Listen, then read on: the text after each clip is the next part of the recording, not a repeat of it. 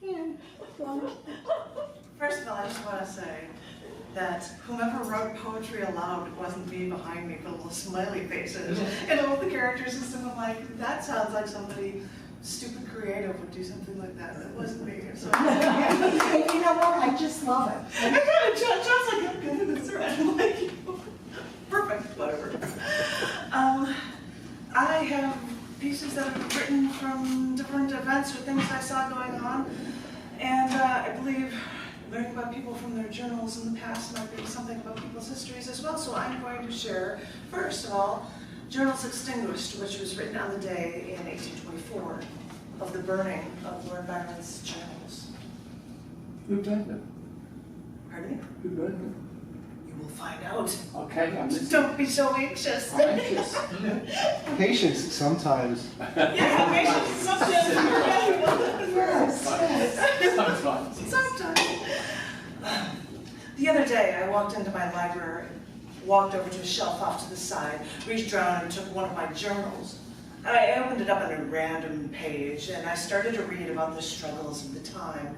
And I saw the commas, long dashes, and ellipses I ever so abundantly used in my copy, because even in ranting about my minutiae, I knew when a pause was necessary to let the reader weigh the thoughts about everything the writer had to say.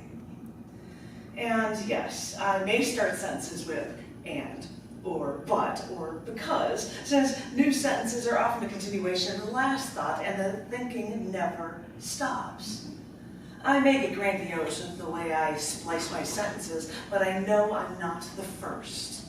Lord Byron was a British poet, politician, and a man who led the Romantic movement. But if you look at his writings, he knew the power of an ellipses, and it was all the power of making readers pause to make the poem be a part of themselves, and therefore make the poem unique for every reader. This poet knew this. And he also knew to keep people guessing about his personal life as well.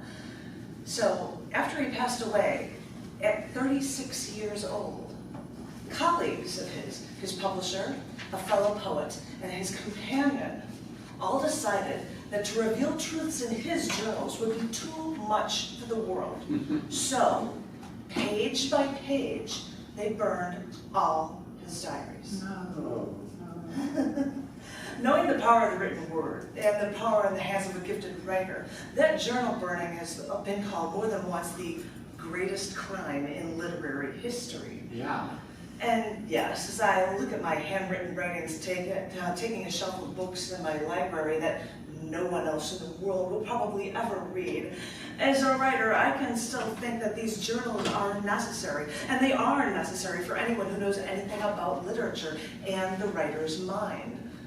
We'll never know what was written in Lord Byron's burned journal pages, but maybe, just maybe, when writing like this is taken away, maybe this can help us to understand how essential the written word can be. Yeah.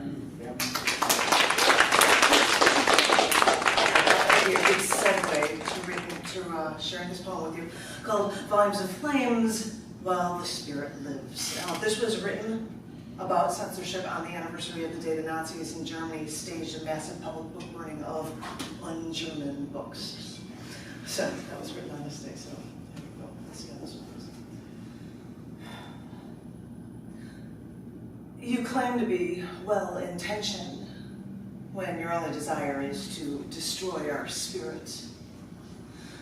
You call it decency, morality, but we call it a lack of morality if you choose to squelch every idea other than your own.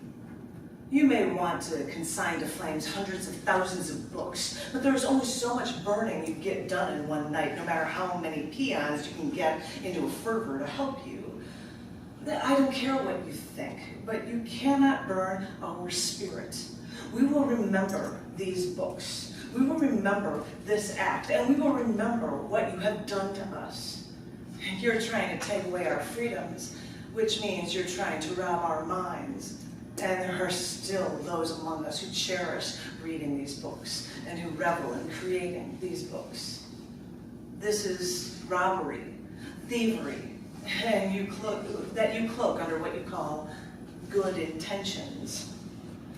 You think we'll forget, but this is what I want you to remember.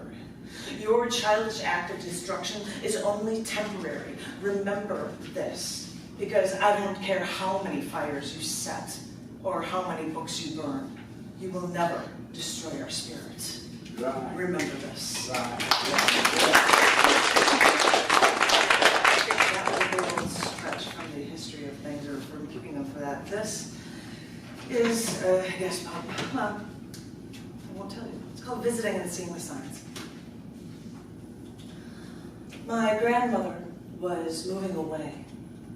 I was out of town, so I could only call. And when I got off the phone, I told her I would be visiting where she was moving to. I could go see her in maybe 6 months. We didn't talk much as I got older, so right about then, when we were going to get off the phone, she said, "I love you." And I said, "I love you too." I never get this way, but after I hung up the phone, I cried. After that, for 3 days, when I would walk down the street or look out every window, I would see clouds of black birds and feathers in my darkened skies. Every time I walked outside, a biblical apocalypse swarmed over me, and for the life of me, I didn't know why. After 3 days, I went back to visit my siblings, living only a 2-hour drive away, before I took a flight to see my parents. And when I walked through the door to see my sister, my father was there.